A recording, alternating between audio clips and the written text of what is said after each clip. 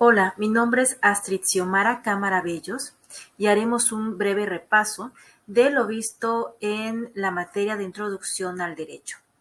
Comenzaremos con los conceptos de Estado, testamento, sucesión, constitución, garantías individuales, soberanía, obligaciones, contratos. También hablaremos acerca de en qué casos se puede extinguir una obligación jurídica. Y también pondremos un ejemplo de alguna situación en la que no se celebre normalmente un contrato y en la que sí sea necesario que se aplique.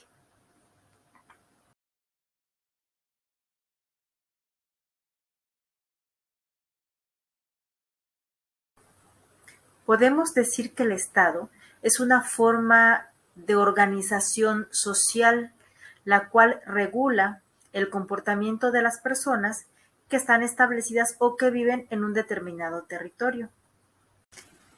El testamento es un acto por medio del cual una persona manifiesta libremente su voluntad para disponer de sus bienes, derechos y obligaciones y designarlas a una o varias personas para después de su muerte. La sucesión es el medio por el cual una persona ocupa en derechos el lugar de otra persona. Es decir, toma a título propio los derechos y obligaciones por otra persona, bueno, adquiriendo estos títulos y obligaciones a falta de la primera persona. La Constitución es el conjunto de principios, normas y reglas con las cuales se pretende establecer la forma de un Estado de Derecho.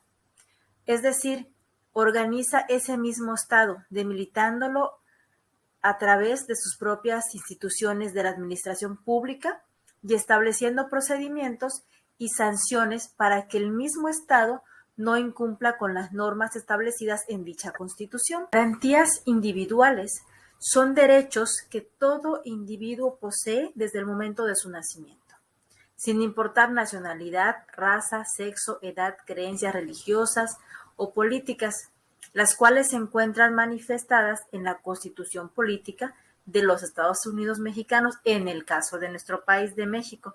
Y esto está establecido desde el artículo 1 hasta el 29. La soberanía es el poder, la autoridad que un pueblo otorga a través de elecciones o de algún proceso electoral hacia determinados representantes. La obligación es una herramienta jurídica que de alguna manera nos hace pagar alguna cosa conforme a las leyes establecidas en nuestra ciudad, estado o país. El trato es un acuerdo de voluntades entre dos o más personas para producir o transferir obligaciones y derechos.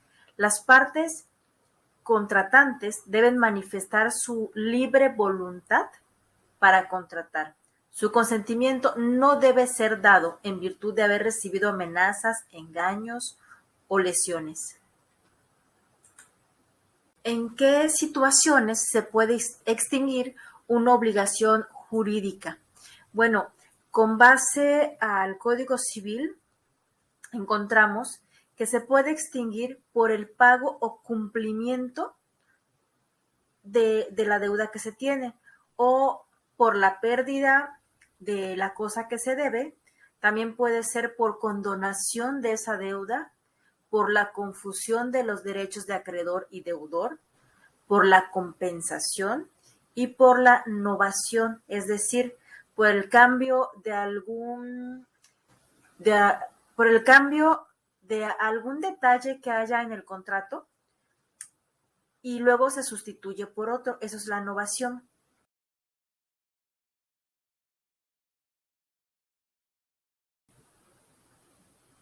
Un ejemplo de una situación en la que no se firma un contrato y debería de hacerse, podría ser, bueno, en nuestro país, la mayoría de la población trabajadora, que es de mediana o muy bajos recursos, realiza sus construcciones de manera informal.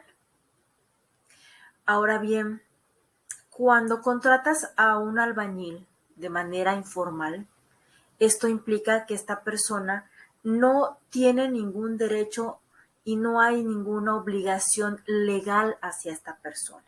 Todo es, todo se hace por confianza, todo se hace de manera de común acuerdo, de palabra, pero no hay ningún documento.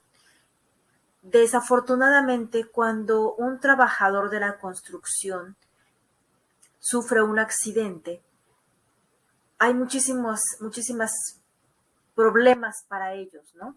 Porque la persona que lo contrata pudiera no hacerse responsable, ya que no tiene nada, no tiene ningún documento legal que lo obligue.